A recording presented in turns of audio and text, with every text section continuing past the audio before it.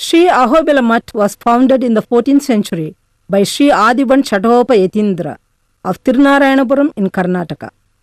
At a young age, he had a vision of Narasimha, which led him to the hilltop temple of Sri Ahobilam.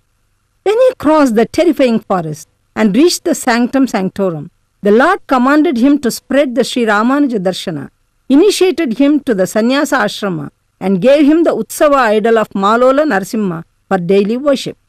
This Malola has been the presiding deity of the mutt for the last 6 centuries. Sri Shatagopa's piety, scholarship, practical bent of mind, and spiritual aura brought him thousands of disciples. Among them was Tallapaka Annamacharya, who has composed a kriti eulogizing his acharya. Karunanidhiki, Rangapatiki, Kanchi Varanaku, Venkatagiripatiki, Niratin Ahobala Nrikesarikini, Tatparudagu Shatagopa Muni Itadu. Envision the Lord of Sannyasins, for whom Hari is the friendly shade, a sterling devotee of Ranganatha of Srirangam, Varadaraja of Kanchi, Venkateshwara of Tirumala, and Nrisimha of Ahobila. He is the sage Shatagopa blessed. The Ahobila mutt has a peerless heritage of succession. The presiding Jiyars have combined spiritual ministry with other allied activities that have brought renown to the institution. Most of the Jiyars have been well-known authors. The 7th Jiyar wrote the drama Vasantika Parinayam, which retells the legend of Sri Ahobila Narasimha marrying the tribal maid Chenchulakshmi. The 27th Jiyar was an expert in logic. The 34th Jiyar's works includes Kavi Hridaya Ranjani. The 44th Jiyar renovated the Prahlada Vardhan Sannidhi at Ahobilam and was instrumental in building the Rajagopura of Srirangam temple. All the Jiyars were erudite in expounding Sri Ramanuja Darshana and in widening the parameters of the mutt activities, renovating temples, encouraging publications, and keeping the mutt's disciples bound in fraternal unity. The present Jiyar, within less than a decade of his stewardship of the mutt, has achieved work of almost titanic proportions. Foremost is the manner in which he has inculcated a deeper involvement in Archa worship by himself showing the way. The manner in which he performs Tiruvaradhanam to Malola is inspiring.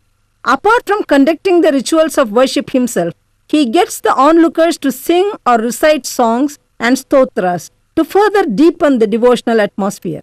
He brings the same attention to detail when dealing with the enormous work of managing the mutt's properties and finances. The Ahobilam temple complex has been receiving the Jiyar's prime consideration. A flight of steps has been laid to reach the Bhairava Kundam in Ahobilam. The Pushkarini of Prahlada Vardhan Sannidhi has been completely renovated. A new chariot also has been made for the temple. A convenient road has been laid to reach the Sannidhi of Chatravata Narasimhan. Efforts are on to make all the temples of Ahobilam easily accessible for pilgrims so that they can imbibe the devotional atmosphere in the soulful region that is rich with nature's bounty.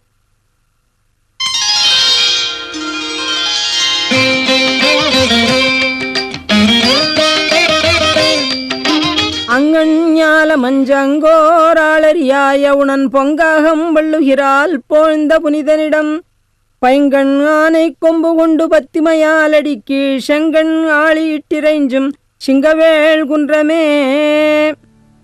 Ahobilam is famous in Puranic literature as well as history. Endowed with nature's grandeur in terms of hills, forests, streams and waterfalls, Ahobilam has been immortalized as Shingavel Kundram by Thirumangai Alvar in his Periya Tirumozhi.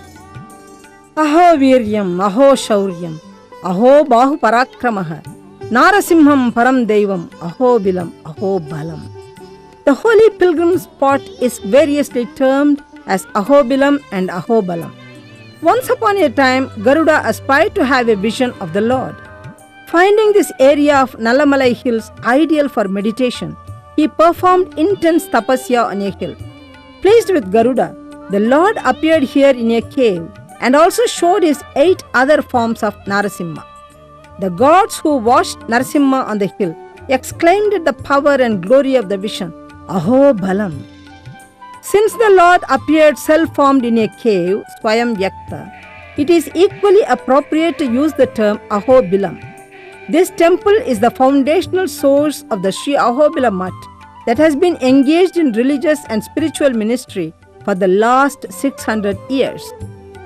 The undulating Nallamalai hills that stretch from Kurnool to Chittoor is considered to be an incarnation of Adishesha by the Puranas. Tirupati is spoken of as the crown, Ahobilam as the middle, and Srishailam as the tail end of Adishesha. Garudachalam, Vedachalam and Achalachaya Meru are the three hills in Ahobilam. Garudachalam or Garudadri is the hill where Garuda performed tapasya. It was on Vedachalam that the Vedas underwent tapasya to gain the Lord's guardianship. In between the two, we see the hill called Achalachaya Meru. Ahobilam's pristine history is brought to us through myths, legends, history, and epigraphy. The Cholas, Chalukyas, the rulers of Vijayanagar, the Reddis of Kondavidu and Rajamandri, as well as innumerable devotees have served the temple down the centuries. Every one of the pontiffs of Sri Ahobilam Mutt has disseminated its glory to the widespread Vaishnava community through the last 600 years. Right now, the present pontiff has undertaken works in a very big way to improve the amenities for pilgrims and repair and rebuild the structures of the various temples in Ahobilam. That way, he seems to be rewriting Tirumangai Alvar's words, making Ahobilam one of the temples that can be accessed comfortably henceforth. Come, let us join the devout pilgrims to worship the far-famed Ahobilam temple complex. Bhavanashini. The main water source for Ahobilam is Bhavanashini. The temple of Jwala Narasimhan is at the center of Achalachaya Meru hill. It was here the gods invited the heavenly Ganges, Akasha Ganga, to come down and calm the Lord, who was in unquenchable fury after the destruction of Hiranyakashipu. Akasha Ganga stream that bathed the Lord rushed forth as Bhavanashini towards the west. On the banks of Bhavanashini, Rishi Kalava performed intense tapasya and gained siddhi. Bathing in the river assures one of release from sins committed in earlier births and also to chase away the sorrows one is shackled with in this life. There are 13 ghats on the banks of Bhavanashini. They are Nrisimha Tirtham, Rama Tirtham, Lakshmana Tirtham, Bhima Tirtham, Shanka Tirtham, Varaha Tirtham, Sudarshana Tirtham, Suta Tirtham, Tara Tirtham, Gajakunda Tirtham, Bhairava Tirtham, Vainayaka Tirtham and Rakta Kunda. Jaya and Vijaya, who were the doorkeepers of the Lord's heavenly abode, were once cursed by the sages Sanaka and Sanandana. Hence they were born as the titans Hiranyaksha and Hiranyakashipu on earth. After putting an end to Hiranyaksha through his incarnation as the divine boar Varaha, the Lord incarnated in Ahobilam as Narasimha to destroy Hiranyakashipu. Hiranyakashipu hated the very name of Narayana, while his son Prahlada was a devotee of the Lord. Hiranyakashipu tried in vain to change Prahlada's mind. Failing in his attempts, he punished his son in a cruel manner. Yet, there was no change. One day, at the height of fury, Hiranyakashipu pointed to a pillar near him and asked Prahlada whether the all-pervading Lord dwelt within this Stamba. Prahlada replied that the Lord was the indwelling universal of all creation. The Lord is the source of strength for everyone, including Hiranyakashipu. He is the controller of all beings from Brahma to a blade of grass. He is time who controls the past, the present and the future. Incensed, Hiranyakashipu struck at the pillar with a sword and immediately the pillar clove into two. Out emerged the terribility of the Narasimha incarnation, a man-lion with burning eyes brilliant like molten gold, the face encircled by awesome locks and mane. Pratapta chami karachandalochanam spuratsatake sarajumbitananam karala damshram karavala sajvala kshuranta jihpam brukuti mukholpanam. Such is the holy Ahobilam that was the stage of the powerful Narasimha incarnation of undying fame. Lower Ahobilam. As we look at the temple that has a gracious Rajagopuram and three prakaras, we are confronted first by the victory pillar, Jayastambam. Ahobilam was laid waste by Islamic invaders in the 16th century. For 7 years, the prosperous pilgrim center was ransacked by the bloodthirsty marauders. The 11th pontiff of the Ahobilam went to Penuganda and described to the king the manner in which the temple complex was devastated by the invaders and still continued to be under foreign control. Immediately, King Rangaraya sent his officers Tirumala Raju and Venkatraju with the necessary muscle power to Ahobilam. The two officers waged a fierce battle and expelled the invaders. The pontiff set up a victory pillar in 1584 and had it inscribed with matter describing the victory over the enemy. We enter through the Rajagopuram path and come upon the Mahamandapam with hundreds of sculpted pillars. Here the Moolavar is Narasimhan. The Utsavar deity is Prahladavarada. Once the Kakatiya king Prataparudra attempted to cast a Shivalinga in gold. However, the resulting image turned out to be that of Lakshmi Narasimha. The king surrendered the image to the pontiff of the Sri Ahobilam. The deity is being worshipped by the successive Jiyars till today. There is a Sannidhi to Nammalvar on the banks of Alvar Koneri in this temple. Apart from the Narasimha image in this lower Ahobilam temple, there are 9 images of Narasimha in the Ahobilam complex, hailed as follows. Jwala Ahobila Malola Kroda Karancha Bhargava Yogananda Chatravata Pavana Navamurtaya. Jwala Narasimha. The temple to Jwala Narasimha is situated at the center of Achalachaya Meru between Garudadri and Vedadri. When the Lord destroyed Hiranyakashipu in great fury, he washed his hands in the pond nearby. Even today, the pond is russet colored. However, if you scoop the water in your palm, the water is crystalline. The image of Jwala Narasimha has 10 hands. Hiranya is on his lap and is being torn by the sharp nails of the Lord. There are other awe-inspiring images in the temple.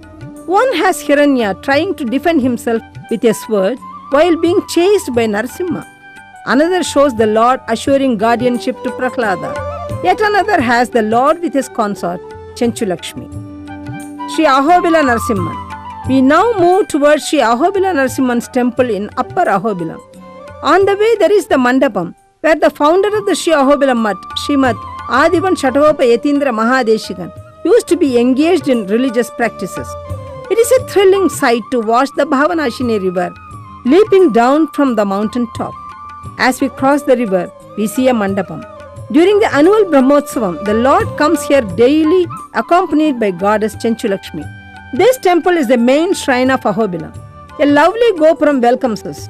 We worship Narasimha, the Swayam Yakta Murti, in the sanctum which is a cave. This is the holy place where Garuda had been engaged in tapasya. Tradition avers that Brahma and other heavenly denizens come here daily for worshipping the Lord. There is a Sannidhi for Chenchulakshmi and a huge mandapam within the temple. There is a cave in which Rama and Lakshmana bring Shiva. Another image is of Ugra Narasimha offering guardianship to Shiva. One of the caves in the temple is closed. It is said that during the Islamic invasion, the 6th pontiff of the Ahobilam Mutt sealed himself in this cave along with the Utsava idol of Ahobilam Narasimha. The cave has not been opened since. Malola Narasimhan. In Upper Ahobila, there is a big temple to the soul-entrancing image of Malola Narasimha. Ma signifies Lakshmi. We walk on the banks of Bhavanashini, go up a considerable number of steps to reach the temple. Mukhamandapam, Ardhamandapam, Manimandapam, and then to the Sanctum Sanctorum. In this place where Lakshmi's consort resides is an atmosphere of Ananda. Here where nature is beautiful, spreading a great calm, one can sit and meditate peacefully upon Narasimha Mahamantra. Such devotees will gain all their wishes. It is the Utsava idol of this Malola Narasimha who spontaneously placed himself on the lap of a young brahmacharin Srinivasan who had come here from Tirunarayanapuram. This brahmacharin was the founder of the Ahobilam Mutt and became a legend in his lifetime as Srimad Adivan Shatagopa Yatindra Mahadeshikan. Kroda Varaha Narasimhan. Narasimha is seen in the form of the divine boar in this Sannidhi. Close by is another image of Lakshmi Narasimha. It is an unusual sight to have Darshanam Varaha with the earth goddess and Narasimha with the wealth goddess in the same sanctum. Both the incarnations belong to the same yuga. Karanjana Narasimha. On the banks of streaming Bhavanashini, in the middle of a dense forest, Narasimha is seen seated under the Karanja tree, carrying the Saranga bow and the discus. The temple is associated with a famous legend. There was a sage called Gopila who was cursed by Durvasa that he would lose all his knowledge. The sage was saddened and came to this place to engage himself in reciting the Sri Nrisimha Anushtup Maha Mantra, known popularly as the Mantra Raja. The Lord was pleased, appeared to the sage, and gifted him with all knowledge. It is certain that whoever performs japa of the Sri Nrisimha Maha Mantra in this holy spot will be gifted with good intelligence. As if to assure us that it is indeed so, close by there is a temple to Hanuman who is famous as Buddhimatam Varishta. Bhargava Narsimha. 2 kilometers away from Lower Ahobilam is the holy Bhargava Tirtham, whose water tastes extremely sweet. On the banks of this water source is the lovely little fane of Bhargava Narsimha. This lord is also known as Barkoti Swami. Bhargava Rama performed a yajna in this place and worshipped Narsimha. Lord Narsimha's upper hands hold the conch and the discus, while the lower hands tear Hiranya to pieces. Yoga Narsimha. To the southeast of Lower Ahobilam, at a distance of 2 kilometers, we have darshan of the south-facing Yoga Narsimha. He sits bound by Yoga Patta and holds the conch and the discus. This is the area where Narsimha personally taught Prahlada the postures of yoga. Chatravata Narsimha. Within a kilometer of Lower Ahobilam, we are able to worship Narsimha seated in Padmasana. He is verily a vision of all auspicious qualities. His presence assures us of safety. This lord was worshipped by Indra and other gods in the days of yore. There is a Mukhamandapam raised on 6 pillars in this temple. Pavana Narsimha. To the south of Garudadri, right on the banks of Bhavanashini, we have the temple consecrated to Pavana Narsimha. We have to go up 500 steps from Lower Ahobilam and then trek 5 kilometers on rough terrain to come to the temple. Once we reach the place, we are in a place where Mother Nature is holding her gorgeous court. It is greenery everywhere, and a variety of bird songs lift our soul heavenwards. Beneath a 7-hooded cobra, the Lord is seated, holding Chanchulakshmi close to him with his left hand, his right hand signifying guardianship. An image that betokens an auspicious life for the devotees. Nearby are images of baby Krishna, and Krishna is the flute player of Vrindavan. Prahlada Varadan. The temple of Prahlada Varadan in Lower Ahobilam is verily the regal court of Visishtadvaita. Vedic recitations as well as recitations of Nalayira Divya Prabandham resound in the temple environs, while archanas and aradhanas go on with gaiety as well as solemnity. It has been the experience of devotees who have made a total surrender to the Lord that Prahlada Varadan with his consort Amritavalli Thayar answered their prayers without fail. Prahlada Varadan appears standing on the Adisesha seat with Lakshmi. It is a sight for gods. Tradition avers that Venkateshwara, after his marriage with Padmavati, came here to meet Narsimha. There is a shrine to Venkateshwara in the temple. Apart from shrines to Amritavalli Thayar and Andal, there are also fanes for the Alvars and Acharyas.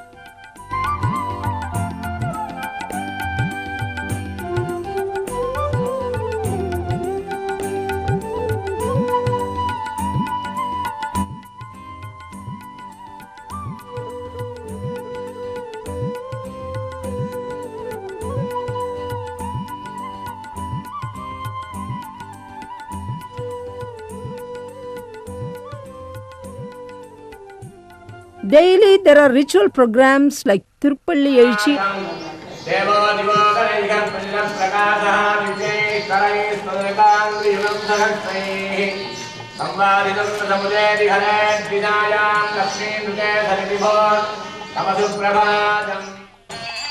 and Ekanta Seva.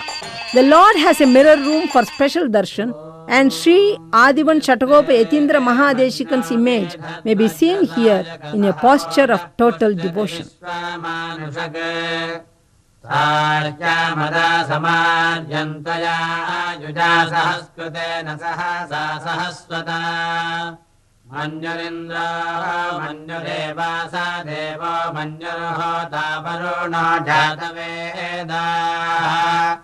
मन्यं विष ईळते मानुषेर्याः पाहिनो मन्यो तपसा सजोषाः अवेहि मन्यो तपसस्तवेः यान् तपसा The Navaratri festival in Ahobilam is always celebrated with great enthusiasm. On Dashami day, special worship is offered to the Vanni tree. The Chenchus, who form the tribal population of Ahobilam hills, take part in the festivities with great joy, bringing their bows and arrows for display.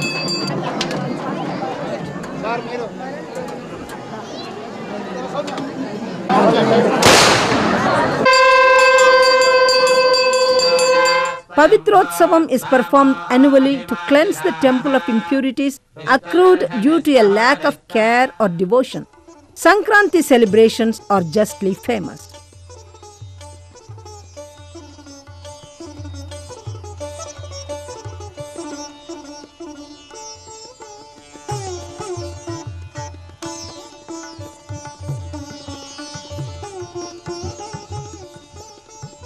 Since a good road has been laid from Arlagadda to Ahobilam, travel has become easy.